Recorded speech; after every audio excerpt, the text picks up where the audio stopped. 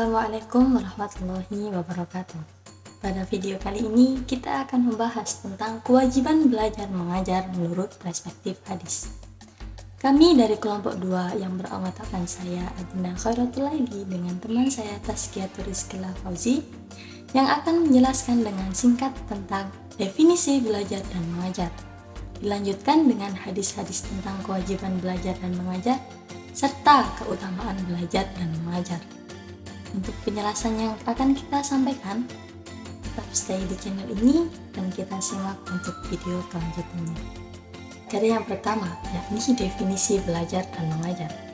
Sebelum kita masuk pada pembelajaran yang lebih rinci, maka alangkah baiknya kita terlebih dahulu mengenal tentang apa itu belajar dan mengajar. Poin yang pertama, yakni definisi belajar dan mengajar. Belajar atau menuntut ilmu merupakan hal yang sangat penting untuk mewujudkan kebahagiaan hidup di dunia dan akhirat. Tanpa ilmu, manusia tidak dapat melakukan segala hal. Dengan demikian, belajar merupakan sebuah kemestian yang tidak dapat ditolak, apalagi terkait dengan kewajiban seorang sebagai hamba Allah Subhanahu wa Ta'ala. Belajar ialah aktivitas yang dilakukan seseorang atau peserta didik secara pribadi dan sepihak. Sedangkan pembelajaran itu melibatkan dua pihak, yaitu guru dan peserta didik, yang di dalamnya mengandung dua unsur sekaligus, yaitu mengajar dan belajar. Sedangkan pengertian mengajar lebih identik kepada proses mengarahkan seseorang agar lebih baik. Untuk materi selanjutnya adalah hadis kewajiban belajar mengajar yang ada di samping hadisnya, yang artinya telah menceritakan kepada kami Hisam bin Amr mengungkapkan kepada kami Hafsah bin Sulaiman mengungkapkan kepada kami Katsir Sidin dari Muhammad yakni dari Anas Malik berkata, Rasulullah Shallallahu Alaihi Wasallam bersabda, mencarilah ilmu diperlukan untuk setiap muslim. Selanjutnya menempatkan ilmu tentang individu yang bukan ahli, maka pada saat itu tidak lain adalah individu yang mengikuti Babi, Berlian, Mutiara, dan Emas. Hadis riwayat Ibnu Majah.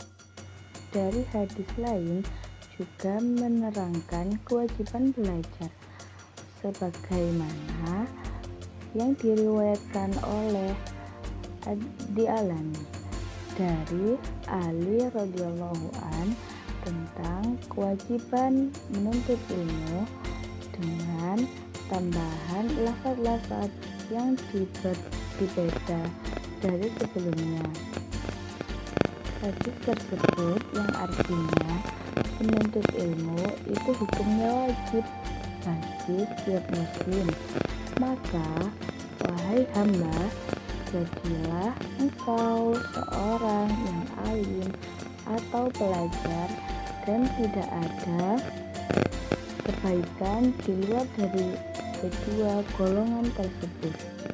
Nabi juga menegaskan dalam beberapa hadis bahwa salah satu tujuan beliau diutus oleh Allah adalah sebagai pendidik umat manusia dan mengajarkan akhlak yang terpuji sebagaimana dijelaskan dalam hadis di samping, yang artinya dari Jabir bin Abdullah telah berkata, Rasulullah Shallallahu Alaihi Wasallam bersabda, sesungguhnya Allah tidak mengutuskan untuk memaksa orang atau menjerumuskannya, akan tetapi Dia mengutusku sebagai seorang pengajar dan orang yang memudahkan urusan.